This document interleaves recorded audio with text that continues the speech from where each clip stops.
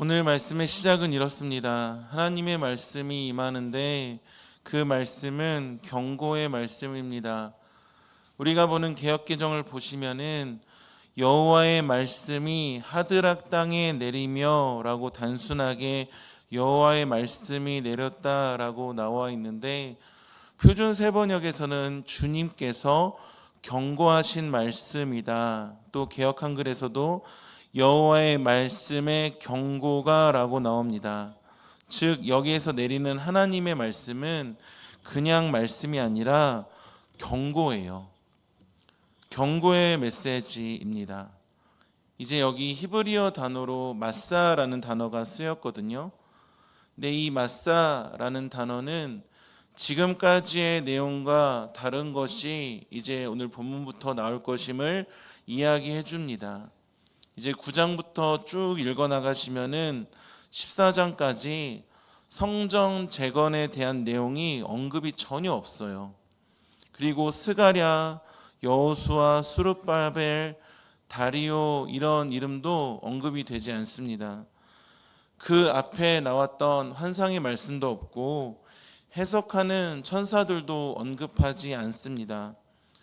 1장에서 8장까지의 평화로웠던 배경이 갑자기 이제 전쟁의 배경으로 바뀌는 것입니다. 마사, 경고의 말씀이라는 단 한 구절로 분위기가 완전히 뒤바뀌어집니다.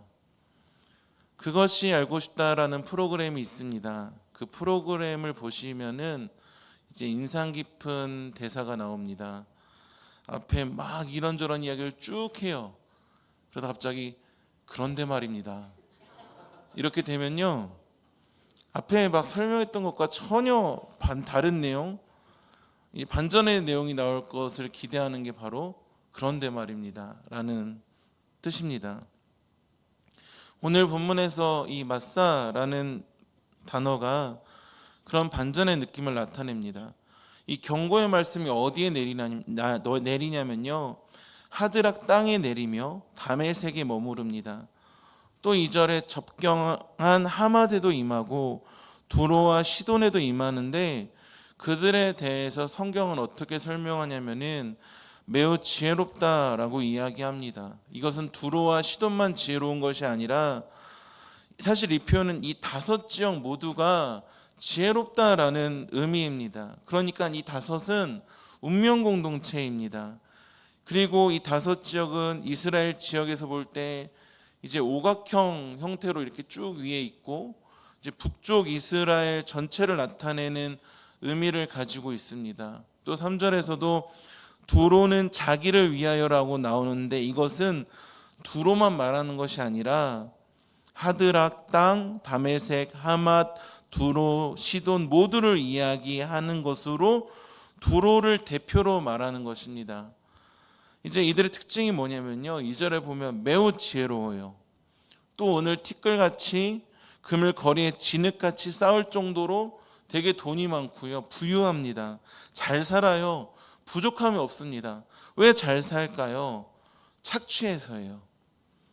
그리고 지리적인 특징도 있는데, 이 5도시 모두가 전부 다 수많은 사람들, 문화가 교차하는 그런 도시 또는 항구 도시, 그런 교통의 요지에 처해 있는 도시들이었습니다.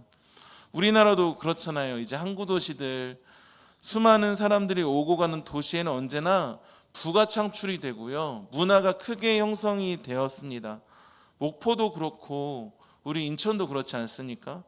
인천은 이제 수많은 문물이 들어와서 이제 한강을 통해서 이제 곧바로 서울로 가게 된 약간은 다른 모습을 띠고 있지만, 사람이 모이고 교통이 발달하고 그러면 자연스럽게 문화가 발달하고 재물이 모이게 됩니다. 그런 곳에 이제 마사, 하나님의 경고가 임하는 거예요. 왜 경고가 임할까요?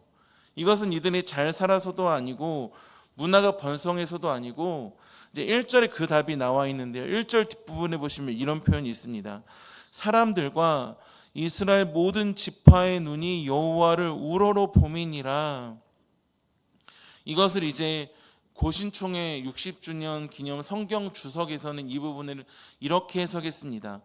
이어지는 이방 민족에 대한 심판 메시지를 고려할 때 이 표현은 하나님을 사모하거나 경외하는 눈빛이 아니라 이방 민족들의 착취로 인한 고통 때문에 눈물을 머금고 하나님을 바라보는 간절한 눈빛이다.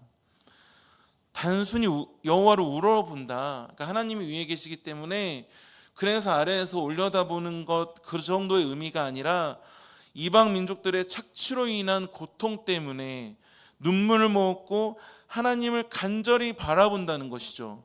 이 이방 도시들 두로, 시돈, 하드락, 다메섹, 하맛이 잘 사는 것은 사람들이 많게 생기는 문화, 그에 따른 부의 창출과 더불어 이제 일제시대 때 우리나라를 수탈했던 것처럼 일제가 이스라엘 민족을 착취하여 얻은 부이기 때문에 그 부가 어마어마하기 때문에 3절에 그렇게 요새를 건축하고 은을 티끌같이 금을 거리에 진흙같이 쌓을 수 있었던 것입니다.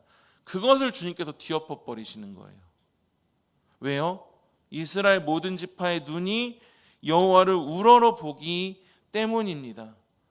바로 고통과 착취 때문에 간절히 주님을 바라보는 이스라엘 백성들을 외면하지 않으시고 그 눈물을 보시고 자기 백성을 구원하시기 위함이죠. 착취로 인한 고통 때문에 눈물을 머금고 하나님을 바라보는 그 간절한 눈빛, 그것을 외면치 않으시고 뒤엎어 버리시는 거거든요. 그것을 보고 아스글론도 무서워하고 가사도 심히 아파하고 에그론도 나오고 이제 6절까지 쭉 보시면은 하나님께서 어떻게 행하셨는지 3인칭으로 나오다가 갑자기 6장 후반절부터는 말하는 사람이 바뀌어요. 내가로 바뀌어서 하나님 자신이 어떻게 말씀하시는지 그 말씀이 나옵니다. 하나님께서 블레셋 사람의 교만을 끊고 하나님 자신이 역사하신다. 가증한 것을 제하여 버리고 뒤집어 버리시는데 그 가운데 남은 사람들이 이제 이스라엘 사람들, 유다의 한 지도자 같이 될 것이고 하나님께서 자신의 집을 지키실 것이다 라고 말씀하십니다. 그 가운데 이 8절이 진짜 엄청난데 8절 말씀 다 같이 한번 읽어보시겠습니다. 시작. 내가 내 집을 둘러 진을 쳐서 포악한 자가 다시는 그 지경으로 지나가지 못하리니 이는 내가 눈으로 침이. 아멘. 왜 이 8절이 엄청나냐면은 1절에 보시면 사람들과 이스라엘 모든 지파의 눈이 여호와를 우러러 봅니다. 그 눈은 고통 때문에 눈물을 머금고 하나님을 간절히 바라보는 그 눈인데 이제 그러한 눈을 바라보신 하나님께서 그 5도시를 멸하시고 5절에서 7절까지 이방 나라들을 멸하시고 자신의 집을 둘러치셔서 이제 뭘 하시냐면요, 이는 내가 눈으로 친히 봄이니라. 하나님께서 그 포악한 자들이 다시는 이스라엘을 괴롭히지 못하게 그들을 바라보시고 자신을 바라보는 자신의 백성들을 이는 내가 눈으로 친히 봄이니라 보고 계시다는 의미거든요. 이 구조가 이해되십니까? 주님을 바라보는 눈, 주님께서 바라보시는 눈. 눈이 이제 교차돼서 나오는 것입니다. 주님을 바라보는 눈에는 어떠한 희망도 없고요, 고통도 고통뿐이고 힘듦뿐이고 눈물뿐인데 그 눈을 외면하지 않으시고 그러한 시선을 외면하지 않으시고 다시 우리를 바라보시는 주님의 눈, 주님의 시선인 것입니다. 성경을 천천히 읽어 나가는데 이 말씀이 단순히 이방 나라들을 멸하셨다. 왜냐? 그들이 부유하고 그들이 선민 이스라엘 백성들을 짓밟고 억압했기 때문에 정복하시고 쳐 넣으셨다. 이 성경에 나온 표현이에요. 쳐 넣으셨다. 이 정도에서 끝나지 않더라고요. 하나님을 바라보는 그 눈을 외면하지 않으시고 이는 내가 눈으로 친히 봄이니라. 나를 바라보시고 내 주변을 바라봐 주시는 그 주님의 마음이 느껴지는 본문인 거예요. 이것을 표준 세번역에서는 이렇게 번역해 두었습니다. 내가 지켜보고 있으니 압제자가 내 백성을 침범하지 못할 것이다. 내가 지켜보고 있으니 주님께서 우리를 지켜보고 계십니다. 주님을 바라볼 때 주님께서도 나를 바라보고 계신다는 말씀입니다. 우리는 흔히 말합니다. 주님을 바라보아야 된다고.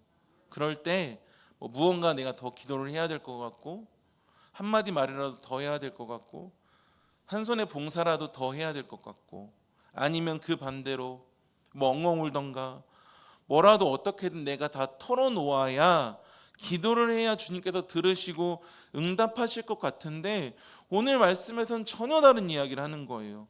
눈빛만으로도 충분하다는 거예요. 눈빛만으로도. 한번 따라해 주시겠습니까? 눈빛만으로도 충분합니다. 살다 보면은 기도도 나오지 않을 때가 있습니다. 주님이라는 한마디조차 나오지 않을 때도 있습니다.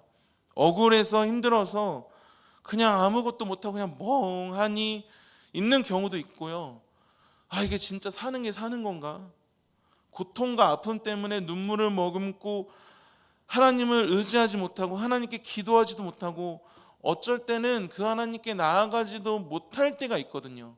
그러나 그 눈빛, 그러한 바라봄 가운데, 상황 가운데 주님께서는 이미 우리를 지켜보고 계시고 자신의 백성을 지키시는 하나님이신 줄 믿습니다. 지금 나는 무엇을 보고 있습니까? 주님을 보고 계십니까? 아니면 끝까지 주님을 안 보고 내 주변 상황만 살피고 내 자신에게 집중하고 계십니까? 억지로라도, 눈물뿐이어도, 고통 중에라도 주님을 바라봄이 우리를 살린다고요. 이러한 인간의 바라봄에 대해서 시편 기자는 이렇게 고백하였습니다. 눈을 들어 산을 보라고요.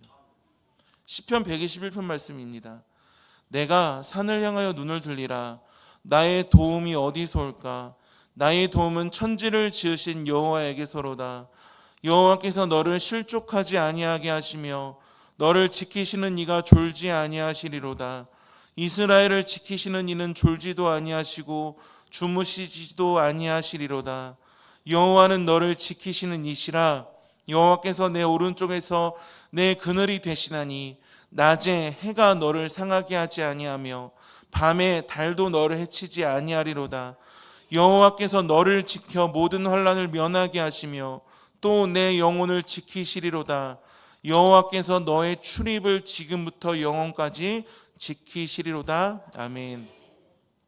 내가 산을 향하여 눈을 든다. 그런데 이 바라봄이 결국 주님을 바라보는 것으로 이어지고, 그 바라봄은 주님께서 나를 바라보신다, 나를 지키신다, 영원히 지키신다로 이어지는 것이거든요. 한번 생각해 봤으면 좋겠습니다. 저도 이 말씀 준비하면서 기도했습니다. 내가 도대체 뭘 보고 있지? 내가 지금 뭘 보고 있지? 나라가 이 시국입니다. 답답하죠? 저도 답답합니다. 그러나 눈물을 머금고 고통 가운데 우리가 뭘 바라봐야 될까요? 주님 바라봐야죠. 어떤 분들은 말하시더라고요. 믿음만으로 안 된다고, 행동을 해야 할 때 아니냐. 그런데 오늘 말씀을 보시면요, 눈물을 머금고 고통 가운데 이스라엘 모든 지파의 눈이 여호와를 우러러 보니까 하나님께서 이는 내가 눈으로 친히 봄이니라 봐주시고 그 모든 환경을 갈아엎어 주셨던 것 아닙니까? 이럴 때일수록 우리는 더 본질에 집중해야 합니다. 더 주님만 바라봐야 합니다. 고통 때문에 눈물을 머금고 간절히 주님을 바라보아야 합니다. 사회적인 참여 당연히 해야 해요. 좋습니다. 그러나 그보다 더 기본적인 것, 예배생활, 기도, 전도, 이 모든 것이 주님을 바라보는 우리의 간절함일 줄 믿습니다. 이럴 때일수록 더 집중해야 할 것, 놓치지 말아야 하는 것, 바로 주님 바라봄, 복음의 본질에 집중해야 될 줄 믿습니다. 언제나 그래요. 본질을 놓치면 다 놓쳐요. 기본이 삐끗하면 다 흔들려 버립니다. 우리 허리가 그렇잖아요. 제가 대신방을 하면서 기도 제목들이, 우리 성도님들께서 허리 아프신 분들, 다리 아프신 분들이 계시더라고요. 많이들 계세요. 그래서 요즘 기도들이, 하나님, 우리 권사님, 집사님 허리 좀 붙잡아 주세요. 다리 좀 낫게 해주세요. 그런 기도를 더 하게 됐거든요. 대신방을 하면서. 근데 그 허리가 삐끗하고 다리가 불편하면요, 예전에 쉬었던 일들이 너무나 힘들고 고생스러워요. 몇 배의 노력을 더 해야 되거든요. 그런데 주님 바라봄, 이것을 놓쳐버리시면요, 지금 허리 아프신 거, 다리 아프신 거랑 비교도 할 수 없을 정도로 모든 것이 흔들려 버린다고요. 이럴 때일수록 다시 복음 앞에 주님을 바라보는 우리가 되길 소망합니다. 어르신분들이, 어린아이들, 또 저희들을 보시면서 하시는 말씀이 있습니다. 막 이제 젊은이들이 막 봄바람 휘날리며 흩날리는 벚꽃잎이 막 걸어다니거나 애기들 보면은 그냥 웃기만 해도 하시는 말씀이 있어요. 좋은 때다.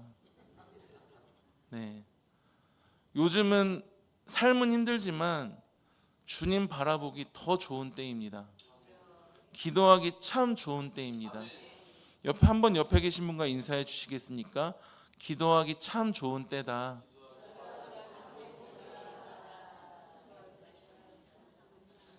주님 보기 더 좋은 때다. 네. 주님을 바라보는 가운데, 그래야 주님께서 우리를 바라봐 주세요. 물론 주님께서는 언제나 먼저 우리를 바라보시고 함께 하시는데, 우리가 주님을 바라보아야지 하나님께서 나를 바라보시는 그 시선을 인지하고 느끼고 생각해 볼 수 있거든요. 그 능력을 경험할 수 있습니다. 그러한 바라봄의 은혜, 눈빛의 은혜가 우리 가운데 넘쳐나시기를 주님의 이름으로 축복합니다. 그렇게 주님을 바라볼 때 주님께서는 이는 내가 눈으로 친히 봄이니라 우리를 바라봐 주시고 이제 구원을 베풀 왕을 보내주신다고 약속하십니다. 그게 9절에서 10절 말씀입니다. 다 같이 읽어보시겠습니다. 시작. 시온에 따라 즐거이 부를지어다. 보라, 내 왕이 내게 임하시나니 그는 공의로우시며 구원을 베푸시며 겸손하여서 나귀를 타시나니 나귀의 작은 것 곧 나귀 새끼니라. 에브라임의 병거와 예루살렘의 말을 끊겠고 전쟁하는 활도 끊으리니 그가 이방 사람에게 화평을 전할 것이요 그의 통치는 바다에서 바다까지 이르고 유브라데 강에서 땅끝까지 이르리라. 아멘. 여기에서 9절의 말씀은 창세기에서 야곱이 유다에게 했던 메시아 예언과 관련이 있고, 그리고 이게 진짜 핵심인데, 예수님께서 십자가 사건을 앞두시고 나귀 새끼를 타고 예루살렘에 입성한 사건에 대한 예언의 말씀입니다. 그 예수님께서 오시면 그의 통치는 바다에서 바다까지 이르고 유브라데 강에서 땅끝까지 이르리라. 예수가 이방 사람의 화평을 전할 것이고, 10절엔 내가라고 하면서 여호와 하나님 말씀하시는 것을 보여주시는데, 이제 메시아가 오실 때 에브라임 병거와 예루살렘의 말을 끊겠고 전쟁하는 활도 끊을 것이다 라고 말씀하십니다. 이것은 진정한 평화가 임할 것이고 이방 민족에 대한 이들의 적대행위가 끝났음을 이야기하는 것입니다. 누가복음 2장 14절의 말씀입니다. 지극히 높은 곳에서는 하나님께 영광이요 땅에서는 하나님이 기뻐하신 사람들 중에 평화로다 하니라. 진정한 평화가 예수님께서 오심으로, 메시아가 오심으로 이루어진다라는 고백입니다. 주님이 우리의 화평이십니다. 그리고 그 주님께서 우리를 평화의 도구로 사용하십니다. 또 이어지는 11절과 12절에서는 갇힌 자들이 해방될 것임을 선포합니다. 11절 12절입니다.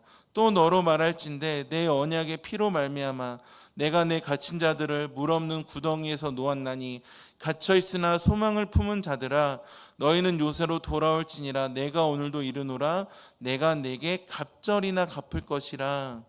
갇힌 자들을 물 없는 구덩이에서 놓았나니 갇혀 있으나 소망을 품은 자들아. 보시면요, 갇혀 있으면 아무나 풀어주는 게 아니라 갇혀 있으나 소망을 품은 자들아라고 하나님께서 하나님께 소망을 둔 사람들의 해방을 이야기하시는 것입니다. 하나님께 소망을 두는 사람들, 하나님을 바라보는 사람들 우리가 되길 소망합니다. 하나님께 소망을 품은 자들, 하나님께 소망을 둔 자들, 요즘 말로 하면 예수 믿는 자들을 하나님께서 회복시키실 것이다, 그 말씀입니다. 하나님께 소망을 두십시오. 그럴 때 말씀하시는 것이 내가 오늘도 이르노라 라고 말씀하십니다. 하나님께서는 어제 말씀하신 하나님에서 그리고 내일 말씀하실 하나님으로 끝나는 것이 아니라 내가 오늘도 이르노라, 오늘도 우리를 향하신 자신의 마음을 계속해서 드러내신다고요. 내가 오늘도 이르노라. 오늘 이 시간도 말씀하시는 그 하나님의 음성에 집중하는 우리 모두가 되길 소망합니다. 그러면서 13절에서 15절은 하나님께서 친히 궁수와 전사가 되셔서 유다와 에브라임을 활과 화살로 삼으시며 시온 백성을 용사의 칼로 삼으신다는 내용입니다. 13절에서 15절 말씀 다 같이 읽어보겠습니다. 시작. 내가 유다를 끼운 화살로 삼았으니 시온아, 내가 내 자식들을 일으켜 헬라 자식들을 치게 하며 너를 용사의 칼과 같게 하리라. 여호와께서 그들 위에 나타나사 그들의 화살을 번개같이 쏘아내실 것이며 주 여호와께서 나팔을 불게 하시며 남방 회오리 바람을 타고 가실 것이라. 만군의 여호와께서 그들을 호위하시리니 그들이 원수를 삼키며 물맷돌을 밟을 것이며 그들이 피를 마시고 즐거이 부르기를 술 취한 것 같이 할 것인즉 피가 가득한 동이와도 같고 모퉁이와도 같을 것이라. 아멘. 근데 잘 보시면은 방금 읽으신 이 내용이 이상한 것이 앞에서는 에브라임의 병거와 예루살렘의 말을 끊고 전쟁하는 활도 끊으신다고 하시면서 이방 사람에게 화평을 전하신다는 하나님께서 이제 전쟁을 말씀하십니다. 몇 절 안 지나서요. 딱 2절 지나서요. 그 이유는 이제 여기서 말하는 이 이방 민족들은 10절의 이방 민족들과는 달리 이스라엘의 남은 자들을 괴롭히고 학대하며 하나님께로 끝까지 돌아오질 않을 그 민족들이기 때문입니다. 그리고 예수 그리스도의 오심을 예언하면서 이 말씀들은 주님께서 화평을 이루실 것인데 화평을 이루실 뿐만 아니라 심판하신다는 그 내용도 같이 담고 있는 것입니다. 끝까지 돌아오지 않은 방법이 없죠. 심판밖에 없습니다. 그런 그들을 하나님께서 멸하시면서 이제 그냥 멸하시는 것이 아니라 보시면은 유다를 단기날로 삼고 에브라임을 끼운 화살로 삼는다. 이 말은 무엇이냐면요, 하나님께서 역사하십니다. 예수님께서 이 땅에 오시고 우리를 구원하셨고 심판하실 것입니다. 그 가운데 하나님께서 역사하시는 방법이 있는데 그것은 자기의 백성을 사용하셔서 자신의 화평을 이루신다는 거예요. 유다를 단기날로 삼고 에브라임을 끼운 화살로 삼는다. 하나님께서는 우리를 구원하셨습니다. 그리고 그 구원을 이루어 가십니다. 그리고 그 과정 가운데 언제나 우리를 사용하세요. 우리를 사용하기 원하시고 동역하길 원하십니다. 모든 것을 하실 수 있는 여호와가 우리를 사용하시고 이끌어 주시는 것이죠. 아무나 사용하지 않으시거든요. 오늘 본문을 보면 자기 백성을 사용하십니다.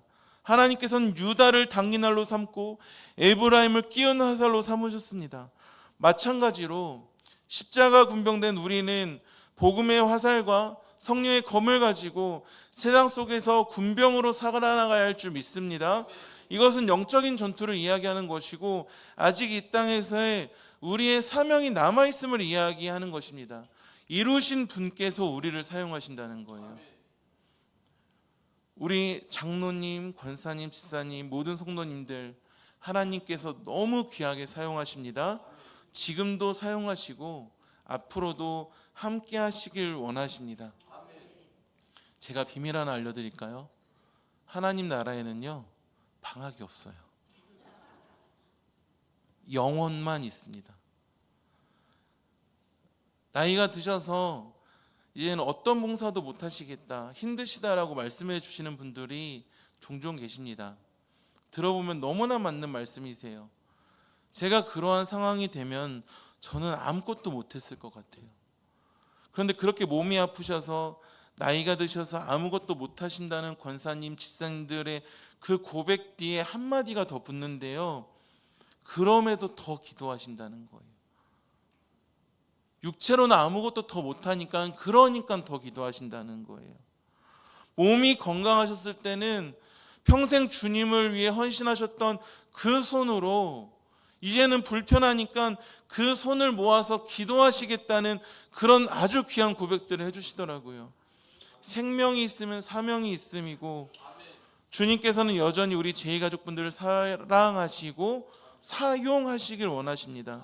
함께하길 원하십니다. 주님께 더 귀하게 쓰임받는 우리 모두가 되길 축복합니다. 평화의 기도라는 성 프란치스코가 지었다고 알려진 기도문이 있습니다. 그 내용이 이렇습니다. 주님, 저를 당신의 도구로 써주소서. 미움이 있는 곳에 사랑을, 다툼이 있는 곳에 용서를, 분열이 있는 곳에 일치를, 의혹이 있는 곳에 믿음을, 그릇됨이 있는 곳에 진리를, 절망이 있는 곳에 희망을, 어두운 곳에 빛을, 슬픔이 있는 곳에 기쁨을 가져오는 자 되게 하소서. 위로받기보다는 위로하고 이해받기보다는 이해하며 사랑받기보다는 사랑하게 하소서. 우리는 줌으로써 받고 용서함으로써 용서받으며 자신을 버리고 죽음으로써 영생을 얻기 때문입니다. 하나님께서 우리를 사용하실 때 평화의 도구로 귀하게 사용하실 줄 믿습니다. 이어지는 16절에서 17절 말씀 보시겠습니다. 다 같이 읽어보시겠습니다. 시작. 이날에 그들의 하나님 여호와께서 그들이 왕관의 보석같이 여호와의 땅에 빛나리로다. 곡식은 청년을, 새 포도주는 처녀를 강건하게 하리라. 이 16절에서 17절 말씀은 다시 이제 9절에서 12절 말씀처럼 남은 자들을 회복시키신다라는 하나님의 메시지로 바뀝니다. 16절에는 이 날에로 시작합니다. 여기서 이 날은 하나님께서 구원하시는 날을 가리키는데요. 그날에 자기 백성을 양떼같이 구원하시고 그들이 왕관의 보석같이 여호와의 땅에 빛난다. 이 말은 하나님께서 남은 자들을 회복시키실 것을 이야기하는 것이거든요. 하나님께서는 자신의 백성을 구원하십니다. 그리고 책임져 주세요. 단순히 구원해 줬으니까 끝 이게 아니라 양떼같이 구원하시고 왕관의 보석같이 여호와의 땅에서 빛나게 해주십니다. 그 가운데 하나님께서 우리를 사용하실 때 우리에게 필요한 것 두 가지가 있는데요. 바로 거룩하게 내 자신을 준비시키는 것과 모든 일을 사랑으로 행하는 것입니다. 여기에서 이제 보석이란 단어는 에벤이라는 단어가 쓰였습니다. 그 뜻이 무엇이냐면 홍옥, 석수, 추달린 자, 통풍석, 우박, 주춧돌 이런 식으로 여러 보석들을 지칭하는 것이 에벤이라는 단어이고 성경 곳곳에서 반석이라는 뜻으로도 쓰였습니다. 또 이런 뜻이 있는데요. 어떤 뜻이냐면 괄호하고 다양한 괄호 닫고 무게라는 의미가 있어요. 다양한 무게가 이 에벤이라는 단어입니다. 하나님께서 우리를 구원해 주시고 자신의 땅에서 빛나게 해 주실 건데 다양한 무게로 다양한 모습으로 빛나게 해 주신다는 말씀입니다. 다양한 무게인 보석들로 빛나게 해주시고 다양한 모습인 우리들을 하나님 자신의 뜻에 맞게 하나님 자신의 가치에 맞게 사용하여 주시고 인도하여 주심으로 자신의 영광을 빛나게 하십니다. 구원하시는 분도 하나님이시고 빛나게 우리를 사용하시는 분도 하나님이십니다. 여러 다양한 무게, 다양한 보석, 에벤으로 빛나게 하시고 이끌어 가십니다. 우리 각자에게는 나에게만 맡겨오신 하나님의 자리가 있습니다. 그 자리에서 다양한 무게, 자리를 지키게 하시고 보석으로 빛나게 하실 줄 믿습니다. 어떤 청년이 열심히 신앙생활을 합니다. 그럼 주변에서 말하죠. 신학하면 어떻겠냐고, 목사가 되면 어떻겠냐고. 그 신실함과 열심이 보기 좋아서 기도해 주면서 응원해 주는 선한 말입니다. 그럴 때 하나님의 뜻과 계획 아래에 그 청년이 신학하고 목사 되는 것이 놓여 있다면은 하나님께서는 그 길로 이끄실 것입니다. 그러나 하나님께서 다른 곳에 그 청년의 자리를 두셨다면은 그 길로 이끄실 것입니다. 다른 자리에서 다양한 무게로 묵직하게 지키게 하시고 빛나게 하실 거라면은 다른 일을 하게 하실 거란 말이죠. 또 나이가 드셔서 아무것도 할 수 없다고 느껴지실 때, 반대로 어려서 경험이 부족하고 과연 내가 무엇을 할 수 있을까? 경험도 없고 연륜도 없고 지혜가 없다. 그래서 못하겠다고 느껴지실 때 걱정하지 마십시오.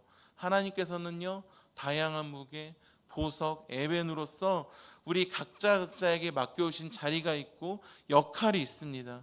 우리의 자랑과 못함, 성취와 육신의 강함과 약함과 상관없이 다양한 무게로 다양한 자리에 두고 사용하십니다. 방법은 다양하지만 하나님의 아들을 믿는 것과 아는 일에 하나가 되어야 하는 것이 우리의 믿음이고 신앙생활인 줄 믿습니다. 모든 것이 하나님께 영광이 될 수 있도록 우리를 사용하신다는 것이죠. 이 말씀을 읽는데 생각나는 말씀이 있었습니다. 디모데후서 2장 20절에 큰 집에는 금그릇과 은그릇뿐 아니라 나무그릇과 질그릇도 있어 귀하게 쓰는 것도 있고 천하게 쓰는 것도 있나니 그러므로 누구든지 이런 것에서 자기를 깨끗하게 하면 귀히 쓰는 그릇이 되어 거룩하고 주인의 쓰심에 합당하며 모든 선한 일에 준비함이 되리라. 하나님 나라에는 여러 그릇이 있다고 하는데 누구나 금그릇이 되겠다고 하면 그게 올바른 일이겠습니까? 성경은 말해요. 은그릇뿐 아니라 나무그릇과 있고 질그릇도 있어 귀하게 쓰는 것도 있고 천하게 쓰는 것도 있다라고요. 여러 다양한 그릇이 있는데 귀하게 쓰는 것도 있고 천하게 쓰는 것도 있습니다. 금그릇이라고 귀하게 쓰는 것도 아니고 질그릇이라고 천히 쓰는 것도 아니고 성경이 말하는 것은 누구든지 이런 것에서 자기를 깨끗하게 하면 귀히 쓰는 그릇이 되어 거룩하고 주인의 쓰심에 합당하며 모든 선한 일에 준비함이 될 것이다 라고 선포하고 있습니다. 하나님께서는 우리를 다양한 무게, 에벤으로 준비하시고 사용하실 때 우리에게 중요한 것은 내가 금그릇이냐 은그릇이냐 질그릇이냐 이게 아니에요. 저는 질그릇일까요? 밥그릇일까요? 왜 웃으실까요? 쓰임받으면 되거든요. 하나님께서 우리를 사용하실 때 그 앞에 나왔던 말씀처럼 유다를 단기날로 삼고 에브라임을 끼어나살로 삼아서 사용하시는 전쟁에 나서시는 여호와의 모습처럼 우리를 사용하실 때 다양한 모습으로 에벤으로 사용하실 거거든요. 그럴 때 우리에게 필요한 첫 번째 모습은 왜 나는 금그릇이 아니지? 왜 나는 은그릇이 아니지? 왜 나는 이 사람보다 잘나지 못했지? 왜 나는 아무것도 못하지? 이게 아니라 바로 거룩이라고요. 깨끗하게 준비되는 것. 두 번째는 사랑의 모습입니다. 고린도전서 12장에 보시면 29절에 31절에 이런 말씀이 있습니다. 다 사도이겠느냐? 다 선지자이겠느냐? 다 교사이겠느냐? 다 능력을 행하는 자이겠느냐? 다 병 고치는 은사를 가진 자이겠느냐? 다 방언을 말하는 자이겠느냐? 다 통역하는 자이겠느냐? 너희는 더욱 큰 은사를 사모하라. 내가 또한 가장 좋은 길을 너희에게 보이리라. 다 같을 수 없다는 거예요. 다 사도이겠느냐? 다 선지자이겠느냐? 아니라는 거예요. 하나님께서 왕관의 보석같이 여호와의 땅에서 빛나게 하실 것인데 왕관의 다양한 무게의 보석, 돌, 홍옥, 석수, 통분석, 주춧돌, 반석 이런 것으로 다양하게 사용하시니까 다 같을 수 없다는 것입니다. 그렇기 때문에 나는 왜 집사지? 왜 나는 왜 성도지? 나는 왜 목사지? 이런 직분이나 내 자신의 형편에 집중하기보다는 맡은 자에게 구할 것은 충성이고요. 이어지는 고린도전서 12장 31절에 너희는 더욱 큰 은사를 사모하라. 내가 또한 가장 좋은 길을 너희에게 보이리라. 우리가 집중해야 할 것이 있는데 그것은 더욱 큰 은사를 사모하는 것입니다. 그러면 가장 좋은 길을 우리에게 보여주신다고 하시거든요. 성경이 기가 막힌 것이 바로 이어지는 13장이 무슨 말씀이냐면 우리가 아는 그 사랑장이에요. 사랑이 없으면 아무것도 아니다. 이 말은 더 큰 은사, 그거는 다른 것이 아니라 사랑이라는 고백이거든요. 여러 가지 다양한 모습으로 우리는 살아갑니다. 그러나 우리는 어떠한 자리에서든지 어떻게든 하나님 사랑, 이웃 사랑으로 살아가야 할 줄 믿습니다. 어떻게든 주님 안에서 사랑할 방법을 찾으십시오. 바로 예수님께서 나를 사랑하셔서 죽으셨던 것처럼 그 사랑 안에 거하며 주님을 바라보는 것, 그것이 가장 좋은 길일 줄 믿습니다. 말씀을 정리하겠습니다. 17절 말씀 읽어보시겠습니다. 시작. 그의 형통함과 그의 아름다움이 어찌 그리 큰지 곡식은 청년을 새 포도주는 처녀를 강건하게 하리라 라고 성경은 말합니다. 이것은 하나님의 은혜의 결과입니다. 10장 1절에 이어지는 10장 1절에 나올 것인데 하나님께서 때를 따라 비와 소낙비를 적절하게 내려주심으로 말미암는 하나님의 은총을 이야기하는 것입니다. 단순히 구원해 주시고 끝, 이게 아니라 다양한 무게로 사용해 주시고 그의 장성한 분량에까지 자라게 하시는 것, 그것을 곡식은 청년을 새 포도주는 처녀를 강건하게 하리라 라고 말하고 있는 것입니다. 이것을 좀 더 직접적으로 보기 위해서 표준 세번역으로 읽어드리면요, 그들이 얼마나 좋고 얼마나 아름다운가. 총각들은 핵곡식으로 튼튼해지고 처녀들은 새 포도주로 피어날 것이다. 하나님께서는 우리를 사용하십니다. 얼마나 좋고 얼마나 아름다운가. 한번 따라해 주시겠습니까? 얼마나 좋고 얼마나 아름다운가. 하나님 자신의 뜻에 따라 계획에 따라서 다양한 무게로 그 보석들로 세우시고 우리를 사용하실 것입니다. 그럴 때 자신을 깨끗하게 하고 거룩을 갈망하고 어떻게든 사랑할 방법을 찾아내는 우리가 되길 소망합니다.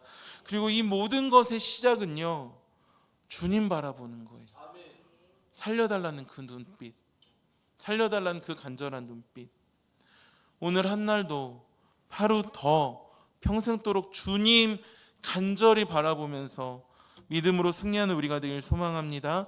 그것을 에베소서 4장 13절에서 이렇게 고백합니다. 우리가 다 하나님의 아들을 믿는 것과 아는 일에 하나가 되어 온전한 사람을 이루어 그리스도의 장성한 분량이 충만한 데까지 이르리니, 그리스도의 장성한 분량이 충만한 데까지 이르는 우리 모두가 되기를 주님의 이름으로 축복합니다.